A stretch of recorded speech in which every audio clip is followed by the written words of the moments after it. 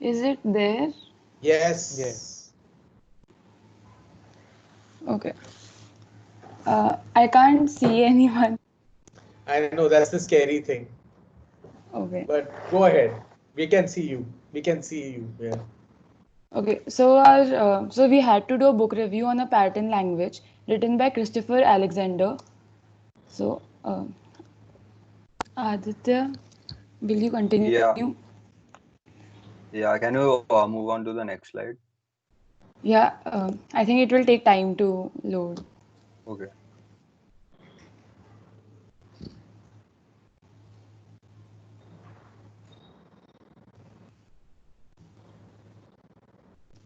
Is it there? I already changed it.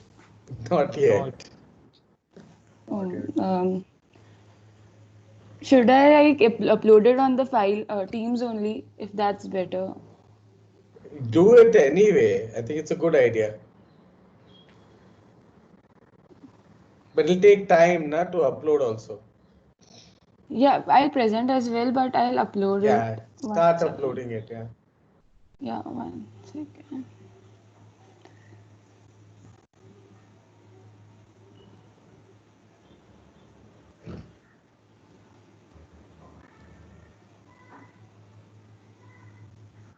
Okay.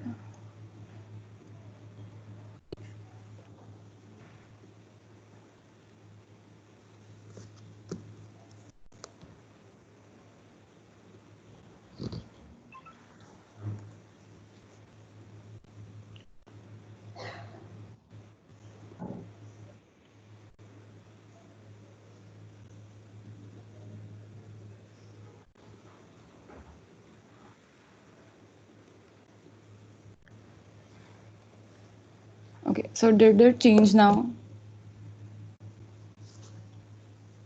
Not really. We still have the first page. Oh, Ah, now it did. and Yeah. then okay. Yes. Aditya, So maybe I'll work it. Yeah. I'm there. Did it change for? I think it didn't change for everyone. Yeah, I don't know, but my like slides are go on moving. I don't know I'm getting only about the author right now. Yeah. That's on my Yeah, screen. it's why. Yeah, about. yeah, Okay, so start talking. Let's see how it yeah, goes. yeah. So, Christopher Alexander was born in Vienna in Austria, and he holds a master's degree in mathematics and bachelor's degree in architecture from Harvard University. He has designed and built more than 200 of buildings on 5 continents. Many of these buildings lay on the groundwork of new form of architecture. He was the most vocal critics of the spaces which were relentless pursuit of the modernist aesthetic and thus were uncomfortable Class चल रही and है. inhospitable. Hello, Yeah, yeah. Uh, you can hear me, no? Yes, Yeah, yes. yeah. yeah. Yeah. And he responded to them by devoting his career to developing three unique and closely related theories of architecture and urban design. Tanvi, over to you. Yeah. So first we should look at the book's background to understand it more better. So the inspiration of this book is Alexander's belief that the buildings of traditional societies are inherently more beautiful than contemporary architecture. His second theory itself is a collaborative process was developed across the three books, The Oregon Experiment, A Pattern Language, and The Timeless Way of Building. Collectively, these three works constitute one of the 1960s and 1970s most sustained criticism of modernism.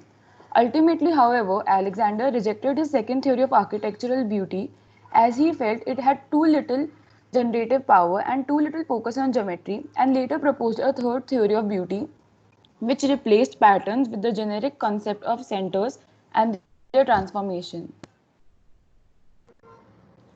So the structure of book pattern language has a list of things which should be added in a building and then called it a pattern. This become more like a checklist for buildings and might restrict the building to take its own unique form and language. The book details 253 patterns, which serves as a generic guiding principles for design. Patterns divided into three parts, which are pattern that form the community or a town, patterns forming buildings, and the last pattern of the language tells about construction patterns. These are the list of how the patterns are mostly divided. So in the town, it's divided from bigger patterns to smaller patterns. In building, the pattern move from outdoor main site to the minute of the details like secret places and room alcoves and other things. And the last part, the construction patterns. These are how to build both the building details. It start from how to plan these details and draw them on paper, and and then how to finish them in construction in real life. So the sequence of the pattern is both a summary to the language and the index as well. So the book adds similar pattern throughout to give a but better understanding and clarity. Each pattern describes a problem which occurs over and over again in our environment, and then describes the core of the solution to that problem in such a way that you can see the solution a million times over without ever doing it same way twice. So how it explains all the patterns is in a very similar way. So first is the patterns identification, including the name, the number of the pattern, confidence rating, and a photograph of a typical example, as you can see in this example of a promenade. Second is a list of connection to other pattern it helps to complete, and the third comprises a description of the context in which the pattern is relevant and the empirical evidence that it supports. The fourth section prescribes and diagrams the actions required to ensure the emergence of the quality without a name, and the final section is a list of other patterns that help to complete it. So these asterisks which you see here, they are the confidence ratings. So that if there are two, it means that they are very confident with the solution that they have given for the problem. If it has one asterisk, like in the previous slide, it means they have given one solution of the many problems. And if the name doesn't have any of the asterisks, it means that they have not provided a successful solution to the problem.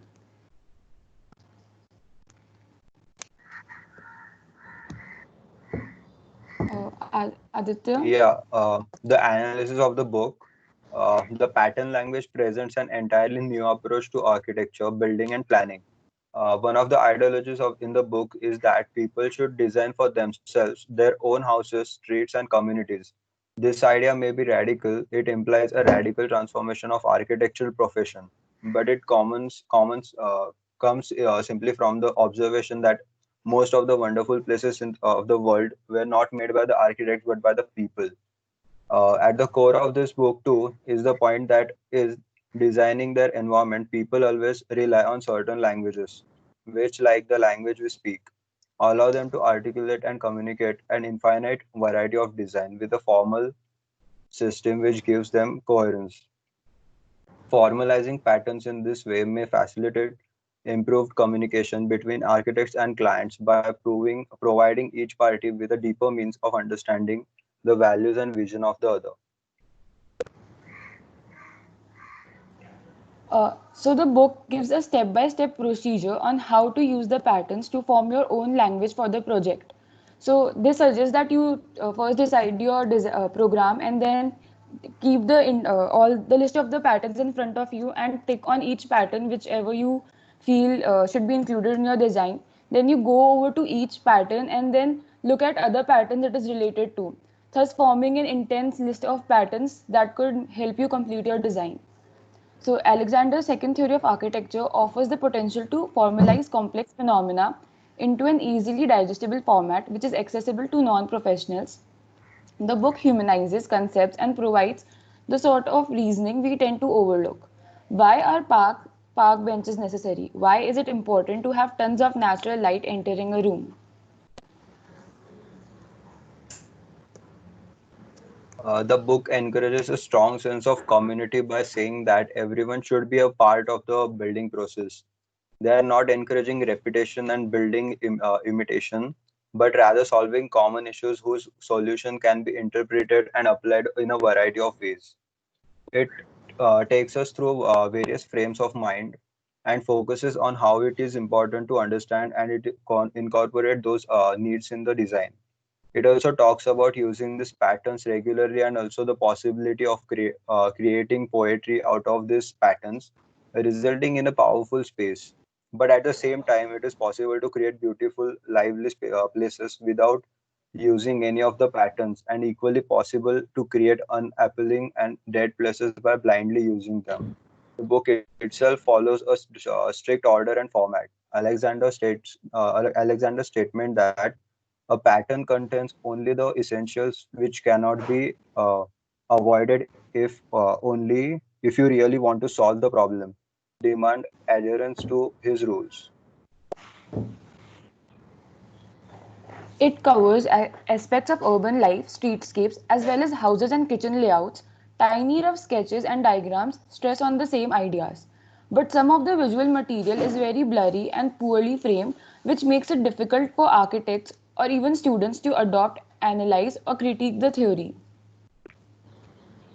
And if we compare this to the previous book which we looked at, it had very detailed, very nice sections and plans, whereas it had more of the sketchy drawings than those kind of proper architectural drawings. Yeah, some patterns are not compatible with the modern society and lifestyle.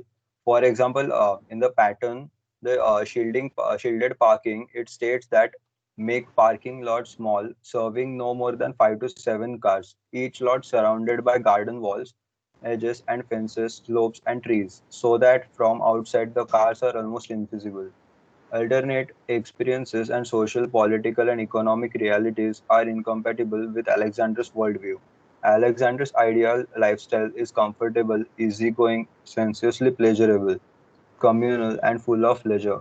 Time for socializing and solitude. This lifestyle specifically excludes any form of external controls, inhibition, rules, morals, or fears. So, the conclusion, this book was published as a work in process and encourages readers to continue to refine the patterns contained therein and develop their own patterns. A, A in the title is for how people might use this to find more thousands of languages in the future, and it states that this a pattern language is not the only language. There is a link between each pattern. Each pattern is a part of a bigger pattern and is linked to smaller patterns. All these 253 patterns combine to form a language. These patterns can be considered as alphabets, and similar to how we use alphabets to form words and then sentences and then into paragraphs and then the whole story. Similarly, these patterns can be used to create a whole set of different structures. It provides a language of the kind that will enable a person to make a design for almost any kind of building or any part of the built environment. And the link here is for anyone who wants to look at the patterns in detail, they can check this YouTube link out. Oh, I didn't know there was something on YouTube. Anyway, Yeah, There is a it's lot of content in YouTube of that related to that documentary and all. nice, nice, good, good. thank- Are you guys done? Or is yeah, there some Yeah. more? Did you that's all? it. Okay, thank you so much. Thank you for that presentation. Yeah. And for that conversation. I think it is an interesting kind of thing that you brought up while you were talking, which is the difference between uh, form, space, and order that we saw last week and pattern language that we saw this week. But There's one more besides, difference. yes. So, like, I noticed that this book talks about how the pattern should be looked at with context, whereas last week we discussed that the book ignored the context altogether. So that was Yeah. one of the major differences I noticed in that. No, that's a good another, also the way of drawing is something that you mentioned that in the in the pattern language there was a lot of attention on drawing the plan or the section or there was a sort of architectural way of drawing, right? And what Yeah. pattern language does is that it actually doesn't chooses not to do that. It chooses, I mean, if Alexander wanted, he could have made plan sections elevations, nah? But he Yeah. chooses to not show it that way. Why do you think that is? I think to help those people, the layman, to understand it better, maybe. That can be one of the reasons. Yeah, I mean, and also what it does, he uses photography quite a bit. Na? I mean, you don't see a single photograph in Form, Space and Order, but you see so many photographs in this. Na? What happens when that happens is that you start seeing life. Na?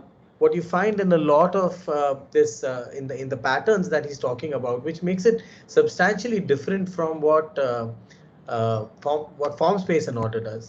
Form, Space and Order seems to, and hey, by the way, anyone can join this conversation in the chat box, right? Yeah, Shravan also wants to say something. Shravan, you can type in the chat box while the Yeah, conversation. just type in the chat box, so it just becomes and then we'll easier. bring it up. Yeah. So what happens is that it seems as if while Ching is very concerned with the way that the building is put together, okay, what Alexander seems to be interested in is thinking about life and the way that it relates with architecture. Like, what do people do? Yeah, they hang out at corners, they sit in otlas, they chat with each other, children play in gardens. That is what our lives are. And he has this sort of idyllic, एकदम ऐसे soft focus idea of what good life is. सब लोग ऐसे बैठकर corner पे चाय P रहे हैं, बात कर रहे हैं, families are playing in. He has that vision of ideal life. Na? And it's that vision of that ideal life that he's trying to talk about through what will be an architecture that can enable that. Huh? And he's saying that to be able to understand that, like, you look at our older cities, just look at our older cities. Our older cities have so many incredible patterns there, so many incredible ways in which we can. This is his idea, okay? He's saying that, huh? कि there's so many, like, पुरानी गलियां होती है, चौक होते हैं, temples होते हैं, पुराने घर में courtyards होते हैं, ओटले होते हैं, balconies होते हैं. There are all of these incredible things that are there in these old buildings. And when we are designing these new buildings or designing these new cities, we are making an architecture that is completely based on our obsessions with formal clarity, with perfection of a certain type, as the building is like this perfect object that needs to be made. And we are forgetting that actually architecture is about the people who are living in it. So what he's doing across that book is that he's beginning to kind of talk about all the different sorts of ways in which we live in the world, huh? The way in which we kind of make relationships, the way that we speak, all of those things. And he's finding great amount of beauty there. It's a very different kind of beauty than the beauty that you find in Form, Space and Order, which is very, I mean, it's a very sort of composed beauty, a very still beauty. It stays as a sort of artifact, जो बोलते हैं ना, object की तरह, कि यार कितना अच्छा proportion है, कितना अच्छा organization है, कितना अच्छा सब है. Okay. What he's trying to do, he's trying to go beyond that, and he's trying to bring life into those buildings and talk about how these buildings can really respond to life. So really, an interesting thing to think about is what is the beauty that we find in life, or in things that are changing, things that are moving, things that are growing. How can we capture that beauty? Because as architects, we are really concerned in the world as it is today, right? We are trying to work with the world as it is outside. Our relationship is about buildings and people, finally, buildings and places, finally. And you said it rightly as well, that Alexander is really interested in context, really interested in people, and really interested in place.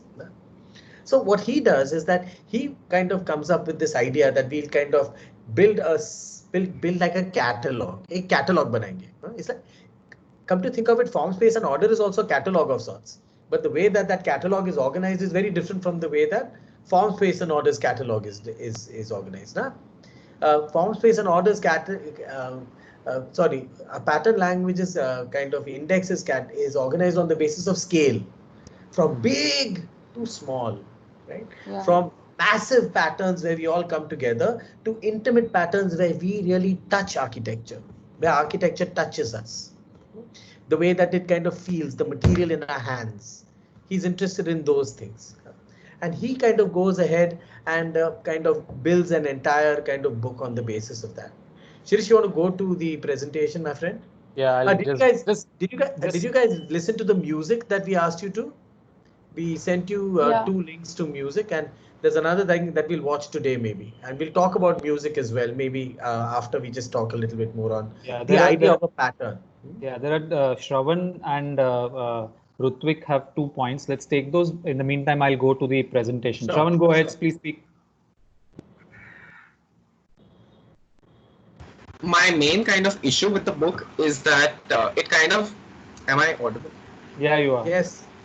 So my main issue with the book is that it focuses too much on like people trying to accept the mold that he's trying to break.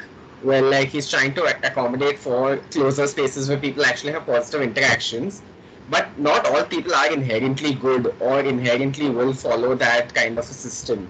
Like, I mean, this book was written in the whole like Cold War, everything bad is communist kind of era, where you don't exactly see anything about the kind of ideas that were forming at the time about the kind of ideas that were forming at the time about you know, the anti kind of pro individual ideas that were forming in society. Like it's had a extremely like direct effect on us as well in the world right now, where we are focusing more on like personal space and what we want to make of the place rather than what benefits everyone. No, that's a good question. We'll come back to that. I think that we'll return to what you're trying to say here, and maybe I've understood what you're saying. But let's also look at Rutik's question together, so we can and think about it together. Pattern language focuses on explaining things from a wider view, and then going to basic design, where D.K. Ching's book explains basics from a wider view. I didn't understand that completely. Wider view, I didn't really understand. Rutik, if you can explain what you mean when you say wider view. What do you mean when you say wider view?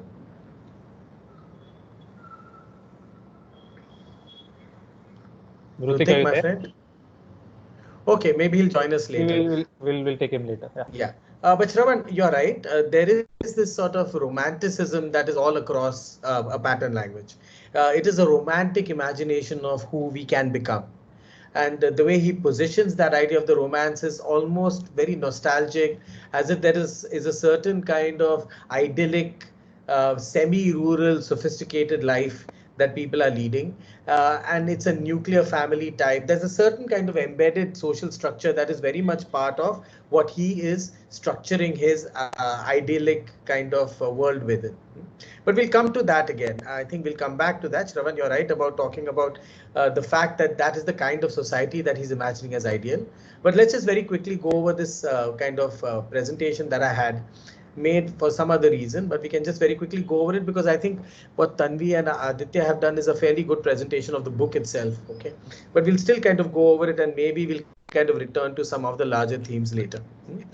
I also like to add one thing to that. Yes. Who's this though? I can't see that face. So who's speaking? Aradhya. Yes, Aradhya. Yeah, so the patterns explained in this book, they give Turn like your camera on now, my friend. Please. Yeah, just a minute. Yeah. Okay, yes, so the patterns which are given in this book, they sort of like they give more sense to the geometry which is explained thoroughly in D.K. Ching's Form, Space and Order. So yeah, like why it is the way it is, and yeah, it just gives more sense to the spaces and to the shape of the building or the architecture. Yeah, that's not a bad way of saying things, saying it in a sense that what Ching does is that he kind of really talks about the form itself. But what Alexander is doing is that he's talking about the life as it's related to the form. For example, when you read the pattern language, you'll see that the way he's talking about a bench is that he's talking about the memories that you get when you're waiting at a bench. He's talking about the desire that you have when you're waiting at a bench, how seasons change around it. I mean, he's talking really more sensually. While what Ching is doing is just showing ki, acha, ye bench hai, ye size hota hai, ye scale hota hai. You know, these are the ways in which things are coming together. That's not to say one is better than the other. They are both different ways of seeing. That's the main thing to understand. Was somebody saying something? I got a little kind of. Okay. Fleur is saying something. What Rutik means that the scale of pattern language goes from bigger projects to small. Yeah, that's true. That is true. I mean, I guess that's right. It's the way that the book is indexed. It's very different. Let's just kind of go over this sort of kind of presentation that was there. Because one of the things, Shravan, and I think it goes to a lot of what the ways in which we think about our past or think about our idyllic world. Very often we imagine the idyllic world to be some ki yaar ye jo rural areas mein jo ghars hote hain na, there's somewhere in the distant past or in the primitive world that we have an ideal world that we want to re-inhabit, because we are not happy with our modern moment. We are not happy with technology and all of these things. Somewhere in the past, there's this ideal world that we can kind of learn from. And it is something that you find across discourse, across architectural, people talking about architecture everywhere. And one of the books that was very famous in doing so was this book, actually, which I'm showing right now on screen. It's called Architecture Without Architects. And you know what, and I think Alexander very closely alliances himself with this idea, thinking that what architects seem to be doing is that they're not thinking about the processes that are currently at play through which people make their own communities, make their own buildings. And he says somehow that if a person who's living is building her or his own home, then they have a more intimate understanding of their own life, and they are able to create gentler moments within which a certain kind of beauty emerges. Shirish, go to the next slide, my friend. And across this whole book, which I highly recommend you see, it's an interesting book and a really important book for architects, because it came out, I think, in the 60s. And that was the moment when a lot of people were criticizing what was called modernism. And we'll come back to that later on in this course, but won't want to dwell too much on that right now. Right? And Shirish, you can go over the slides a little more faster. I mean, also these are the sort of roots of the critical regionalist kind of attitudes also, Yeah, absolutely. Next, please, Shirish. Yeah.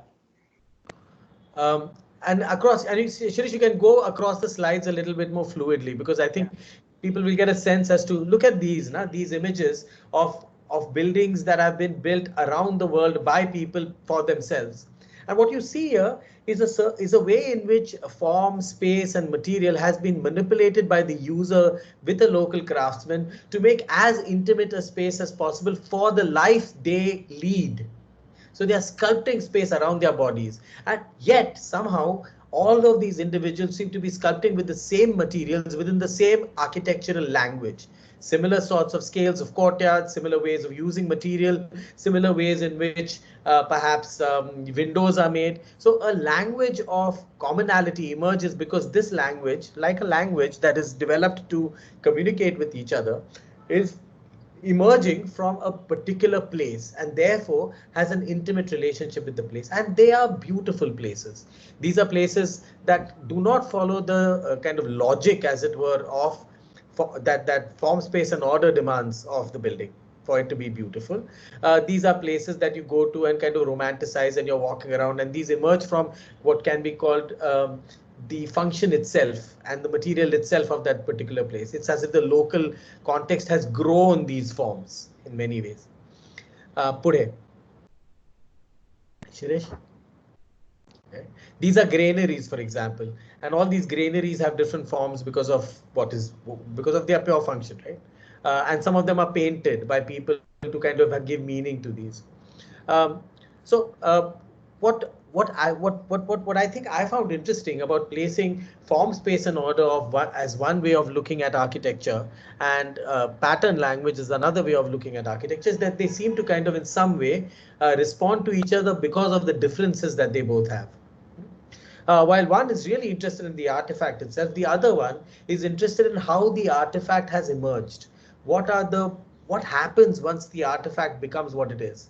ये object तो बन गया अभी, how does it affect our life? And thinking about questions, this is a famous essay that he's written. It's called The City is Not a Tree, what Christopher Alexander wrote. Rohan will share this essay with them.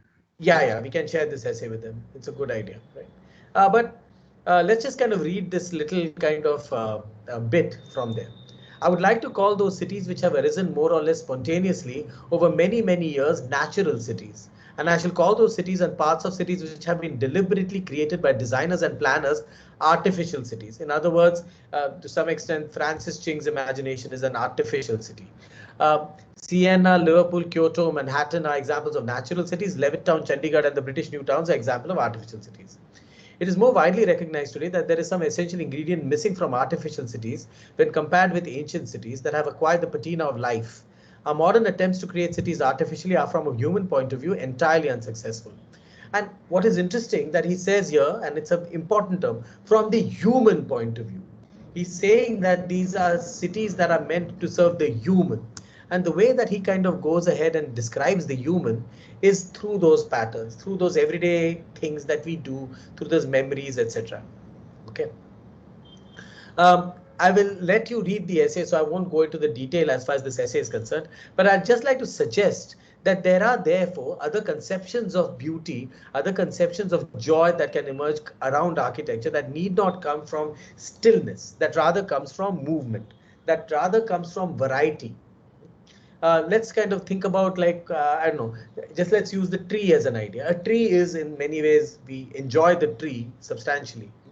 But does the tree follow any prescribed form, stillness? It seems that it emerges as a series of patterns a series of systems that form a pattern, a certain way in which the building meets the ground and the branches rise up to the sky so that the leaves can catch the sun.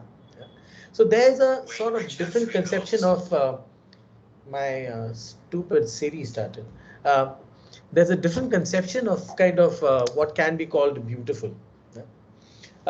So it's maybe a way of reading form can be beyond the diagram, but beyond the diagram and trying to figure out what are the patterns within which people are living within these buildings, and looking at the way that architecture is responding to these patterns, to the scales, to the light and shadow, to all of these different things that make our life. Shirish, next slide. This is a pattern language. I think they did a good explanation of it. Yeah. So I won't bore you much with the book. Let's move a little bit further. We'll just go over some of the images. Should just keep going through the. I'm going. Yeah. What's nice is the way that he's kind of talked about things, and I think it's a good book to read. And just a nice book to read because it kind of sort of it's like reading a parable of what an ideal world should be like. It is very romantic. Because it, like Shravan is saying, it trusts people to be their best possible selves. Pude.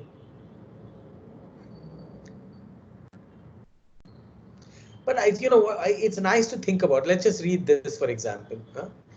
Just as an individual person, okay, fine. Let's go to the next one. I'm sure we'll find a similar way of writing in the next slide as well. Shirish, next slide. Where are you, Shirish, right now? I'm on open stairs. The slide or the index? The slide. Okay, I'm waiting. It hasn't loaded yet. Okay. Yeah, right. So if you just read this, you'll see the way that he's talking about things.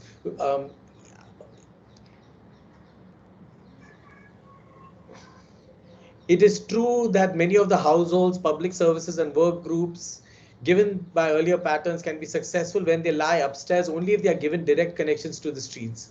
For example, in the work community, self-governing workshops and offices, small services without red tape, small work groups, all require direct access to the public street. So he's really talking about the program and what is right for the program just so that it works better.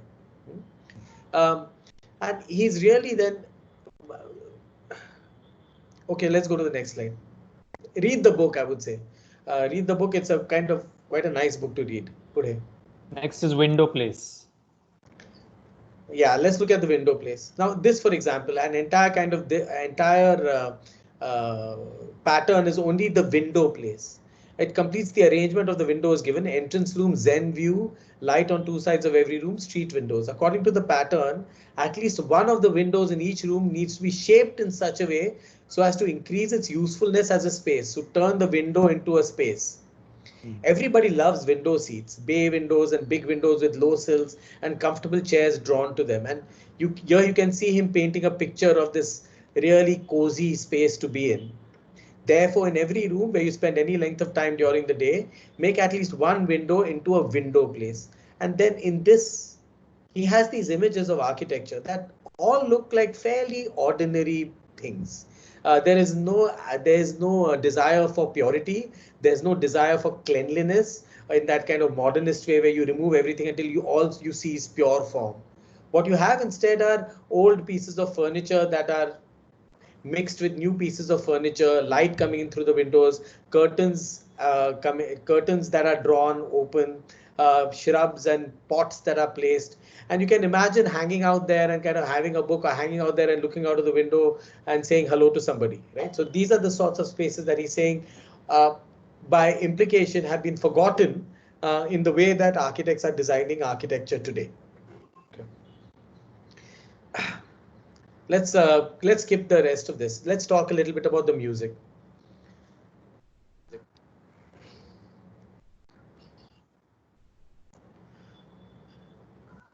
Shirish? Yeah, this is interesting. Things from your life. Sorry, I lost you, Rohan. Just, you read that. Maybe Shirish, you can read that. I'll just go get some water. Okay. Lastly, when you have taken care of everything and you start living in places you have made, you may wonder what kind of things to pin up on the walls.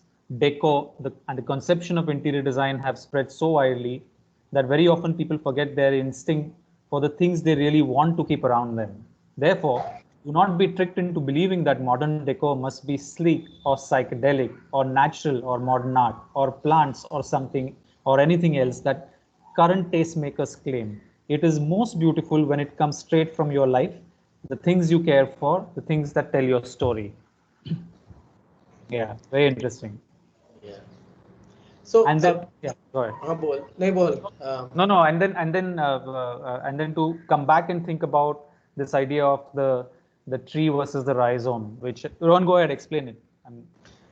We'll be coming back to this sometime in the future of the course, where we'll be discussing actually something that is called post-structuralism a little later on. But just generally, the idea of order and organization, and two different models through which we imagine order and organization. While the tree is very clearly a linear system, that it has a base, a middle, and a top, and there is in some sense a causality to it.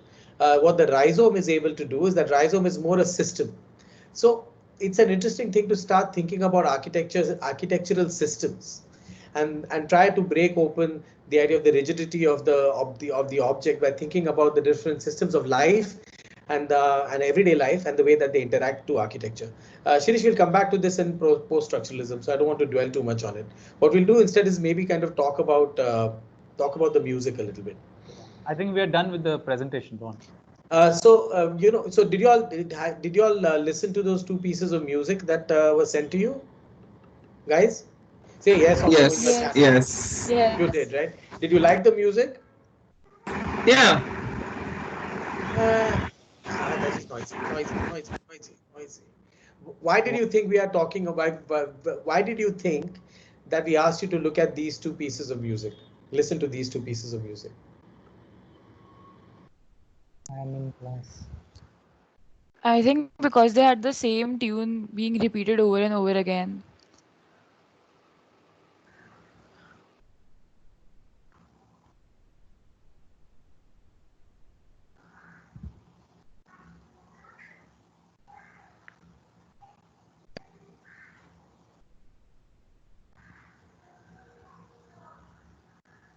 Rohan, you are on mute, Rohan. Rohan, you're on mute. I got thrown out of the room, man. I had to kind of rejoin. I got like thrown out. Tanvi, what do you think? Why was that music there? Besides the fact that I think the tune which was playing behind was being repeated, so it was a pattern. To some extent, you're right. The thing is that I'll just tell you a little bit about why we chose these two pieces of music, or maybe Shirish, you can let's talk a little bit, and then maybe we'll show that other clip. So the first piece was Mallikarjun Mansoor's kind of Nat Bihag, I think, and what is interesting is how many of y'all have studied Indian classical music, singing or something? Has anyone? Anyone learned singing or something? No. Yeah. People are raising their hands. Hey, very good. So then y'all can correct me if I'm wrong. Huh? I learnt it for a while, like 2 years when I was very young, so I might have forgotten. But one of the things that struck me about Indian classical music is that there is a set series of notes that you can use in a rag. Only one set is there. Okay, and in the Arohan, you can use when you're rising, you can use it in one pattern, and when you're coming down, you can use it in a in another pattern. These are all set rules. Okay, you can't screw around with that. If you screw around with that, then it becomes another rag. So if you have to stay within the rag, there are certain kinds of rules that are there. That out of the many notes, there's only a certain number that you can use. Okay, they can also be used in a certain pattern going up and a certain pattern coming down. Uh, and then what happens is the classical musician then improvises within that pattern. Right. So if I think about and what Mallikarjun Mansur does, this is Jhan Jhan Jhan Jhan Payal, na? That is the piece that you all heard. Jhan Jhan Jhan Jhan Payal. Whatever. Is so okay. Let's talk even in terms of how the piece of music is structured. You have the alap in the beginning that sets out what the pattern is. Then you have a madhyalaya where there's improvisations on on the pattern, and then you have the drut, which is tans. Okay, but all of them are under the same, follow the same rules but in different speeds, and the speed is determined by a tal, and the tal is a rhythm that happens in cycles. Okay, and there is a sum, so which means that where that kind of piece Jhan Jhan Jhan Jhan Payal has to happen at a certain time in the cycle of rhythm. So all of these kind of rules are there. Okay, but what happens is that what the musician does, that he takes these rules, okay, and he makes music with them. He would, in that sense, use the music, use the patterns to constantly play with them, change things, play with things, move it against the rhythm, and sometimes bring it back to the rhythm. He would, within that tight structure, manage to create an innumerable amount of incredible variety of improvisations. When I was thinking about the idea of pattern and the idea of beauty, especially since we are discussing a pattern language, this is something that came into my mind. Like how is it that there is a certain kind of beauty to be found in music? What is that beauty about? The beauty seems to be about the way that the is time works and tone works, and the way that we are able to kind of catch things, let go of things, get carried away by things only to be brought down again until that point where we are supposed to get what we were expecting. And sometimes what we were expecting doesn't come and something else comes in its place, and there's a pleasure to that too. Right? There's a way in which the pattern, although it's kind of repetitive, is always changing every time it repeats. Like walking down a city like walking down the streets of Jaipur, Tanvi, where every building in the old city may look the same, but has all these extraordinary varieties. Within the same pattern, there's a perpetual shifting and a movement that allows the architect, let's say, that allows the musician who made the city of Jaipur to constantly play with all these different sorts of possibilities within the same fairly tight structure. Yeah? What James Brown does, who is a soul singer, okay, from the 1960s, I think you all heard Sex Machine, if I'm not wrong. Yeah. Right? What he does is he does something similar but with rhythms. He's constantly working with kind of complex rhythms where his voice becomes like a drum. Actually, everything in his entire kind of orchestra is a drum in some sense, because even the trumpets, etc., are just playing with rhythms. It's just all these different rhythms that are constantly at play with each other, sometimes in syncopation, sometimes somewhere else, then again coming back, again moving. So there is this perpetual sort of way in which all these rhythms come together to make a certain sense of beauty. It is this kind of idea that I was thinking of. I mean, if you start imagining architecture as something that kind of has that sense of dynamism, it changes the way in which we imagine what good architecture is. if we imagine that architecture is a dynamic relationship with the patterns of everyday life that Christopher Alexander goes ahead and explains, then architecture itself becomes something that's pulsating with the rhythms of people and pulsating with the seasons and pulsating with the sunlight and the night time, and is moving constantly, constantly shifting its own kind of spaces. People are moving here and there, and they are allowing themselves to construct lives based on the rhythms that nature and life seems to have created. Whether that's even the rhythm of the life of a person, growing old, getting married, having children, all of these things. Can we create an architecture that is musically responding to these rhythms? That is actually the question that we thought we can look at. To end this conversation, I thought what we'll do is just very quickly look at a visualization of a piece of music by Bach, and it's a fugue. Is that's what I said, na, Shirish? Yeah, Rohan, I'm sharing this on the chat box. Okay. Yeah. And it'll be easier to for them to watch it on their own screens. To watch it on their own screens. Yeah. So I've shared a link for everyone. Okay. Yeah. Everybody just can watch that. I think it's 2 minutes or something like that. It's very short. Three minutes. 3 minutes. Three minutes. And we can maybe talk over it also. But anyway, no. So what's interesting is it's a visualization of a fugue. And before we started, I'll just tell you what a fugue is. A fugue is actually somebody will know what a fugue is better than I will. Fleur, do you know what a fugue is? I've heard of it for sure, and I think I played it like really long ago, but I don't really remember accurately. I think it's a pattern. So it's a musical pattern that is played on one instrument in one register, and then is repeated by another instrument while this one continues slightly later.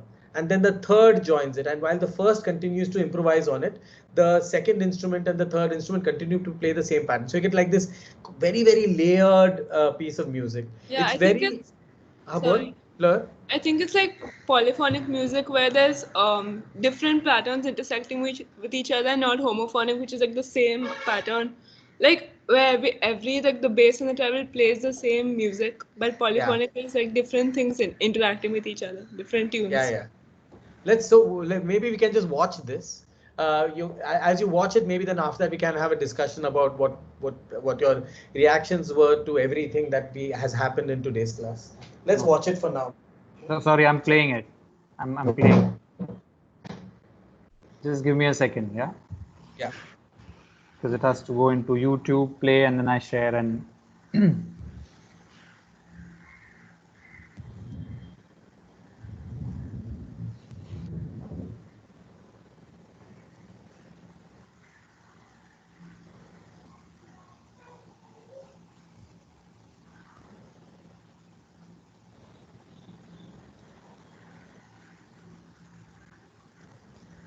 coming. Okay.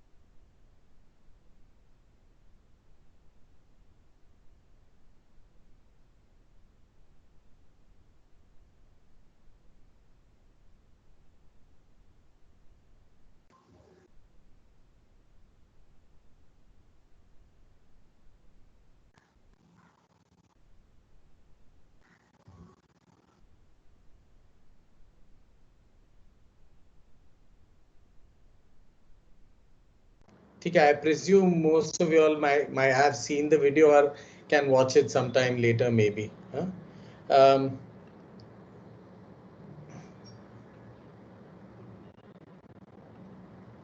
So does anyone have anything to ask or say something in your chat boxes? The chat box is open, people.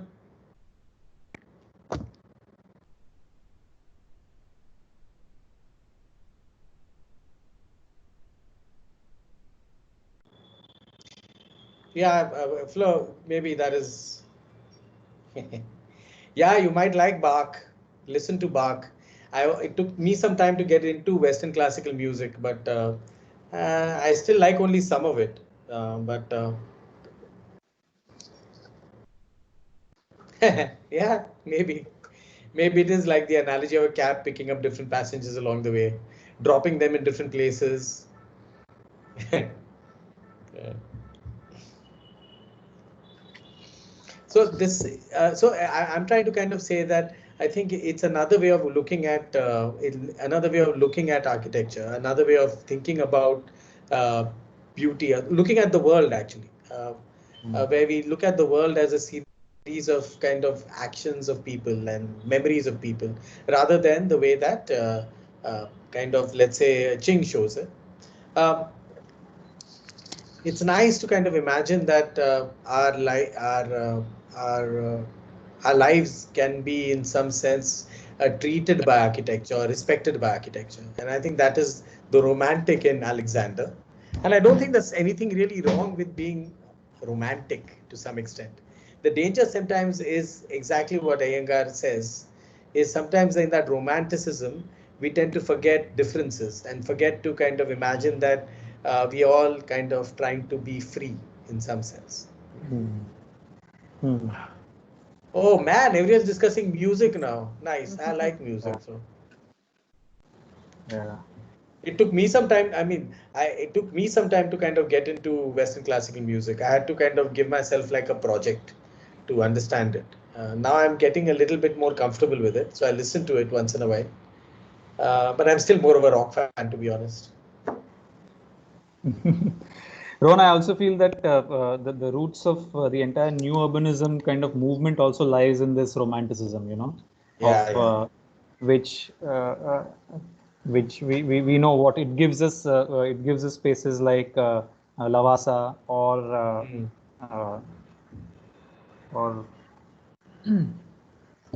Yeah, but you know what's interesting about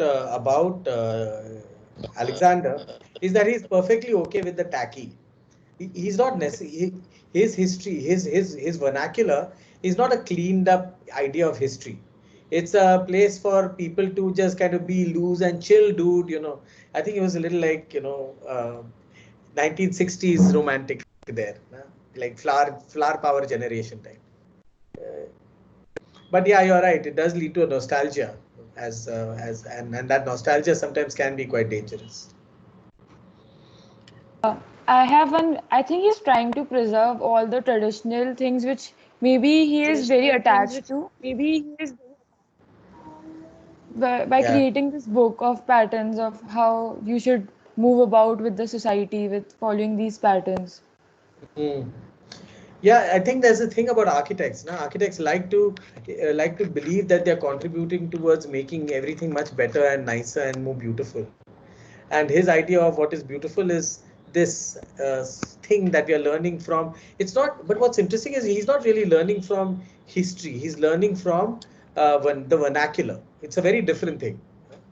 He's not romanticizing what happened in the past. He's not saying our great civilization, look at it. He's saying that look at all these amazing things that are happening around you architects, you guys who are stuck up in your in behind your drawing boards making these perfectly neat rectangles. But look at all the stuff that's around you, man. Just look out onto the streets, walk there, and then you'll see there's architecture that is joyous and celebratory and gentle and sweet, and all kinds of personalities are there. All that personality has not been completely removed because you wanted to kind of make cleanliness. So he's asking us to go back to the vernacular, not history, really, if you think about it. Often that vernacular is imagined as historical. And that is another question entirely that we'll come to for sure. Rohan? Yes, मुझे पूछना था कि पूछे कौन बोल रहा है पहले तो? शाम शाम यार, तेरा थोपड़ा नहीं दिख रहा है, दिखा ना। मुझे भी नहीं पता कैसा दिख रहा है। अच्छा ठीक है, कैमरा तो ऑन कर। हाँ हाँ अब दिख रहा है। नमस्कार साहब। बोला। अगर हम लोग अगर कोई चीज डिजाइन करनी है तो अगर आर्किटेक्ट डिजाइन कर रहा है तो लाइट के बारे में सोचेगा, shadow, movement, context, topography, culture, ऐसे बहुत सारी चीजों के बारे में सोचेगा जो एक कॉमन मैन नहीं सोच सकता कभी, मतलब नहीं सोचता जनरली, मतलब कोई नहीं सोचता। तो अगर कोई चीज आर्किटेक्ट डिजाइन कर रहा है तो एक्चुअली बेटर होनी चाहिए। मतलब वो अभी जो पैटर्न में कह रहा है अलेक्जेंडर वो भी सही है, पर वो क्यों सही है? अगर आर्किटेक्ट ज्यादा पर्सपेक्टिव से, एस्पेक्ट से और ज्यादा ब्रॉडली सोच सकता है तो क्यों ऐसा नहीं हो रहा? हाँ, तो क्यों वो ऐसा हो क्या, रहा है कि वो नो गुड पॉइंट है तेरा। पॉइंट ये है I कि think हम I think श्रवण होल्ड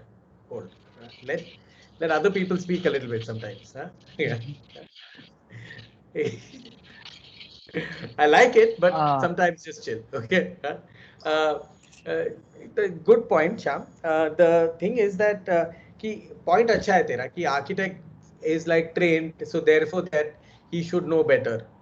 पर what ये जो करता है Alexander, he says कि देख ना, बिल्डिंग देख ना जो बनाई है आर्किटेक्ट ने। क्या तू बोल रहा है आर्किटेक्ट को ये सब आता है? देखो बिल्डिंग्स, एक जगह नहीं है जहां मैं बैठकर काइंड ऑफ चाय पी सकता हूँ विंडो के पास। ये कैसा आर्किटेक्ट है? उसका फंडा ये है इसे कि क्या हो रहा है कि आर्किटेक्ट्स है, उनके प्रायोरिटीज बदल गए हैं।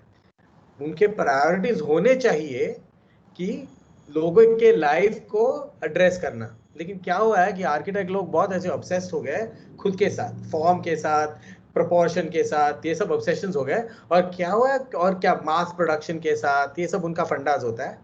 और क्या हो रहा है कि वो करते रहते हैं वो, लेकिन वो क्या होता है ना, वो अपने खुद के लिए बना रहे हैं। लोगों के लाइव्स जो है या वो बच्चे जो है जो खेल रहे हैं गार्डन में, उनका ख्याल नहीं रख रहे, ऐसे उसका आर्ग्यूमेंट है। और वो बोल रहा है कि आजकल, और वो बोल रहा है कि इसीलिए ये जो प्रोफेशन है आर्किटेक्चर का, ओके, वो उसे ही क्वेश्चन कर रहे हैं। समझ रहा है तू? वो बहुत ऐसे रैडिकल काइंड ऑफ चीज बोल रहा है कि आर्किटेक्ट को उसके वो बिल्डिंग्स जैसे डिजाइन करता है ना, वो भी इंटरेस्टिंग प्रोसेस है। उसने कुछ बिल्डिंग्स डिजाइन किए हैं कहाँ, अमेरिका में। वो क्या करता है, पूरा एक पार्टिसिपेटरी प्रोसेस बना देता है।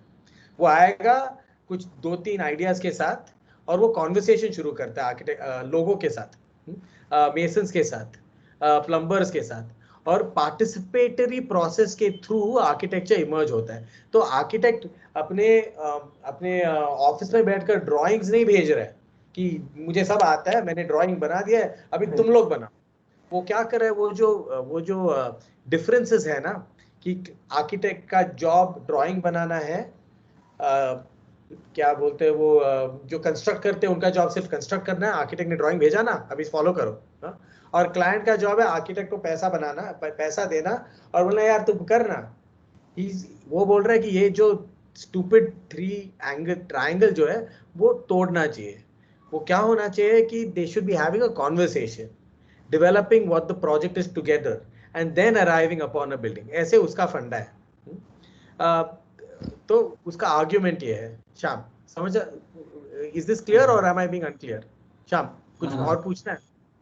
हाँ, और एक था मेरा, मतलब मुझे थोड़ा बोलना था इसके बारे में कि हम लोग पूरी तरह से आर्किटेक्ट को ब्लेम नहीं कर सकते इस चीज पे, क्योंकि अगर हम वर्नाक्युलर के बारे में सोचे तो हजारों सालों से एक चीज उन्होंने ट्राई किया, फिर समझा कि इसमें ये गलत है, फिर उसमें मॉडिफाई किया, तो ऐसे धीरे धीरे सालों के प्रोसेस से कुछ बना है, तो वो वर्नाक्युलर उसे कह सकते हैं हम। मतलब हिस्टोरिकल नहीं है, बहुत कंटेम्पररी है, पर उसके पीछे पूरा सारा सालों का बैकग्राउंड है, उसे हम लोग वर्नाक्युलर कहते हैं। पर आर्किटेक्ट हम देते 2 महीने का 3 महीने का पीरियड कि तू इसमें ये बना वो बना, तो वो लिमिटेशंस। हाँ करेक्ट, लेकिन वो आर्किटेक्ट को ये पूछ कि तो तू अभी बना रहा है, हाँ, तो तू वर्नाक्युलर के साथ क्यों नहीं बना, वर्नाक्युलर के पैटर्न सीख कर क्यों नहीं बना रहा है? हाँ, ऐसे क्रिएटिविटी क्या है तेरा वो खुद का ईगो कहाँ से है, वो पूछ रहा है अलेक्जेंडर, वही पूछ रहा है।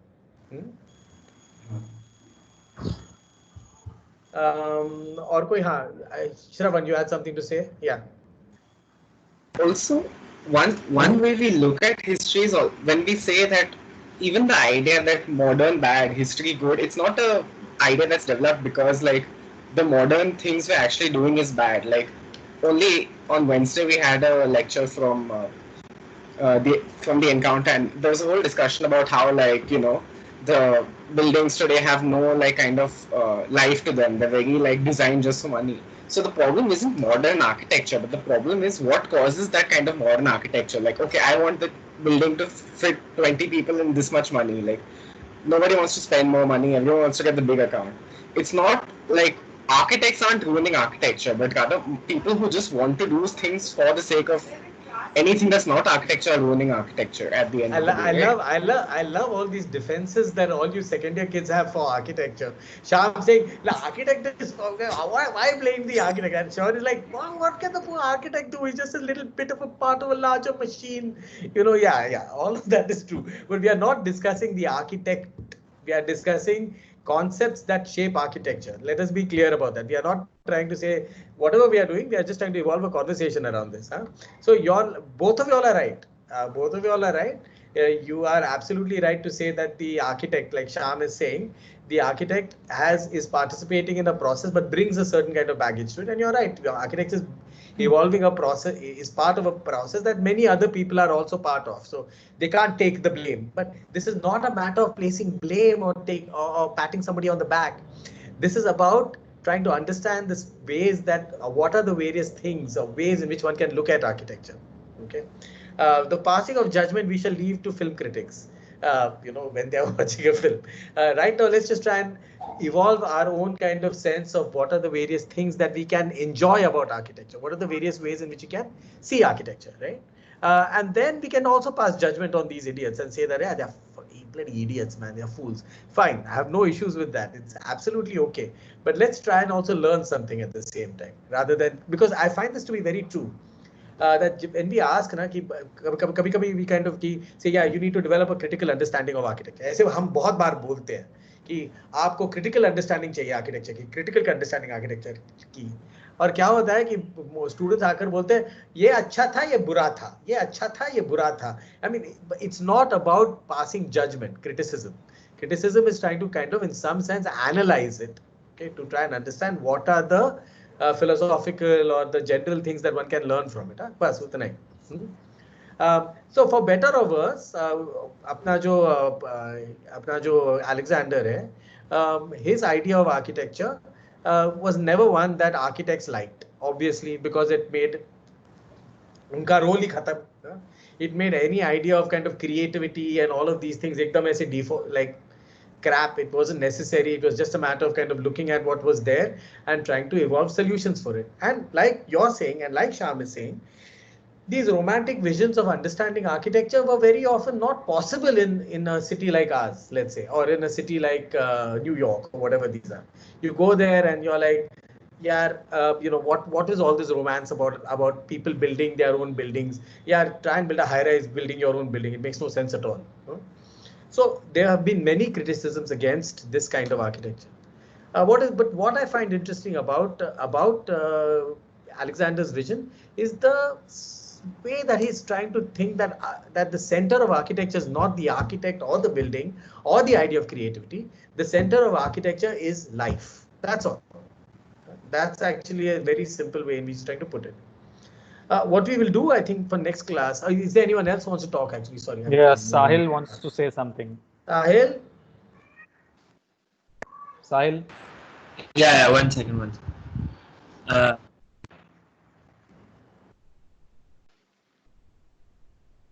Yeah, Sahil. Let's see your face. Yeah, I like faces.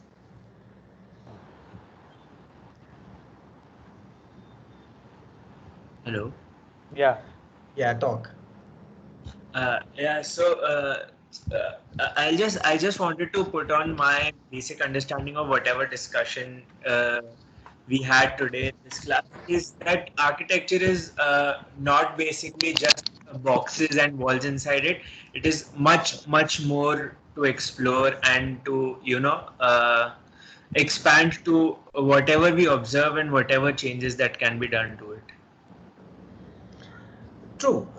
It's also it's much more is ambiguous, but in Alexander's vision, it is about people's lives, and the fact that lives are kind of messy, complicated things, and architecture also needs to respond to these. Sahil, have you read the book yet, Sahil?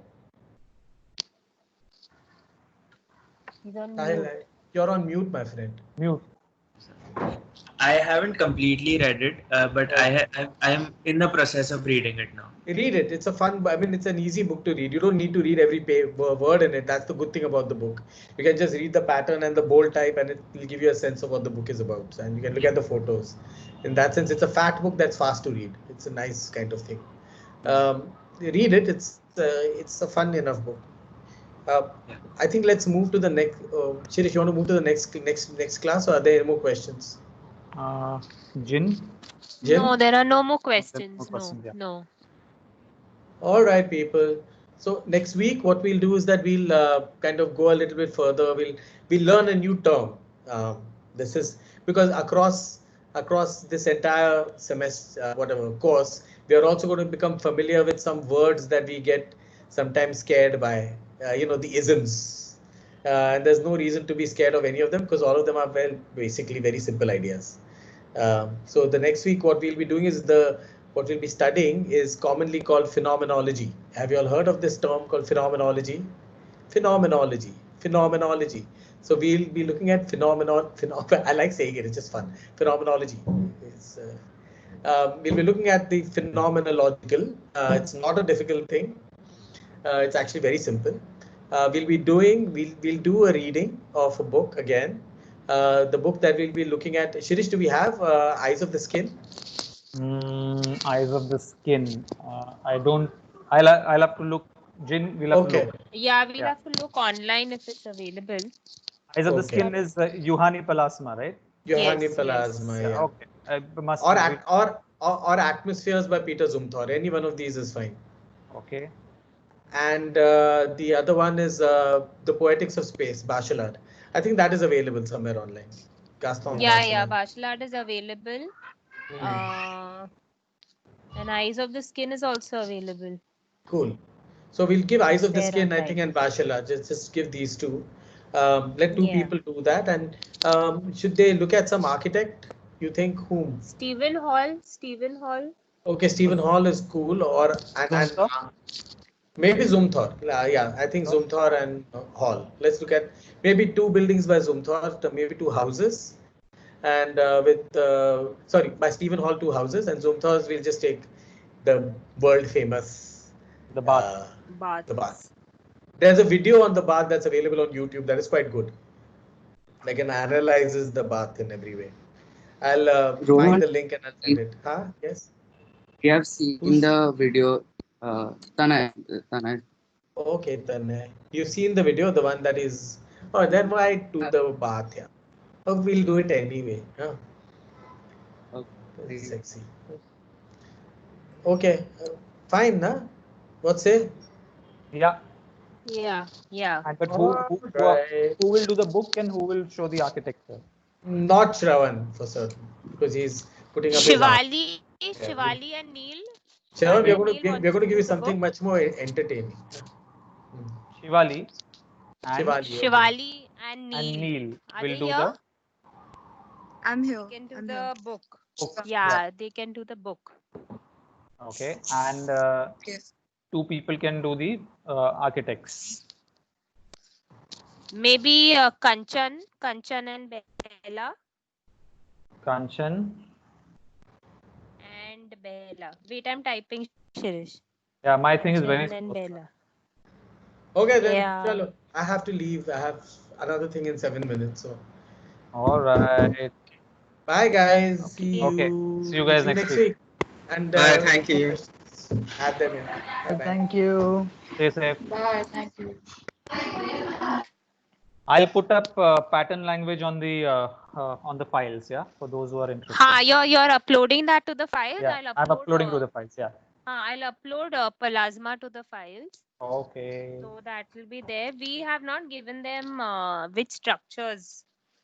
Zumthor and. No, Zumthor. They will do the bath.